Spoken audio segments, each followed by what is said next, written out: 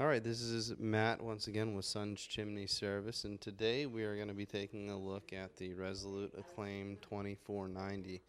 This particular model is the biscuit enamel. The Resolute Acclaim is one size up from the Intrepid, so they rate it for about 1,400 square feet, and we'll put up a little spec sheet so you can see a little bit more. But I'm going to just get right into the stove.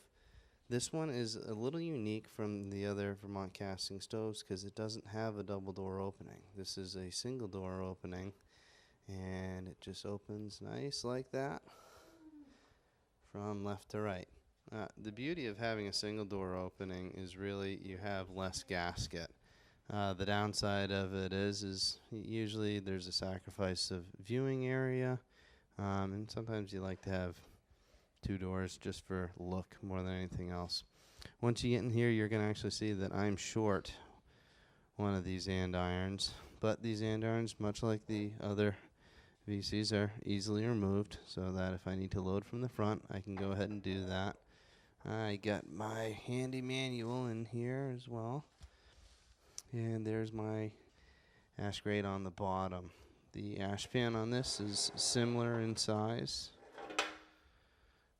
to the Encore as far as total width and depth, but the actual, I guess, thickness of it is a little bit smaller.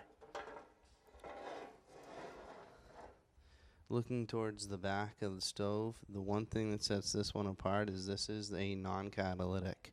The other Vermont castings are catalytic, or they're flex burn as they call them now. So in the back there you can see there's refractory on the back, and then below it you can actually see the little holes there. That goes into the combustion package in the back. We'll take a look at the back of the stove here in just a minute so you can see how that whole system works. Alright, so we're taking a look at the top of the stove here. This is the classic Vermont Castings griddle. We'll open it right up, and you can take a look inside here. You'll see the ash grates on the bottom. And there's actually two ash grates down there that are both removable in the event of, over time these things do wear down. The other thing you take a look at is the gasket, which is the mesh griddle gasket. You can kind of see at the top. This is really kind of placed into the stove, and you're going to replace this every couple of years. But other than that, this is very classic Vermont castings. Nice top loading features, nice ash grate, just a great stove, and makes maintenance and loading very easy. Alright, so let's take a look at the primary air control on this stove, and once again it's a little bit different than we see on some of the others where they're mounted on the back or the right side of the stove. This one is on the bottom of the stove. This one currently is in the open position, so they call it the startup position on the stove. There's actually a little lip over here, so you really got to push it all the way over to the right, and that opens up the air entirely. If you run your fingers under here, you'll actually feel the opening in the stove. As I get the stove up to temperature, I'm going to start sliding this to the left. It moves about 6 to 8 inches over to the left to the fully closed position. This is our primary mode of kind of controlling the draft and the burn on my stove for this.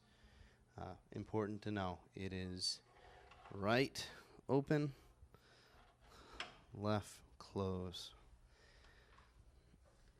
Alright, so in conclusion, the Resolute Acclaim, this is the 2490 to be specific. It's a really nice stove. It's kind of a niche stove because of the size, being about 13 to 1400 square feet. A lot of people find themselves on the Intrepid side or the Encore side. But the importance of having a stove like this is just being able to appropriately size a wood stove for your space. If you can get the right size wood stove for your space, it's all the difference. That means that you can burn it as efficiently as possible, and you can kind of encourage really the best use for that stove and the best use for your chimney. We really like it. It's got to match the right setup. This one, non-catalytic. It is a top vent. You do not have the option to rear vent this particular stove. I do believe they still offer a short leg kit. And once again, they do have the warming shelf options, and they have a variety of colors available for this stove. All in all, a decent sized firebox, just slightly bigger than the Intrepid 2. It still, I believe, is about a 16-inch log. But I kind of feel like your burn times are going to be about six to 8 hours. That's obviously going to be something that can be decreased or increased based on your particular setup and the quality of your own wood. But once again, this is Matt with Sun's Chimney. I hope you enjoyed the video, and thank you for watching.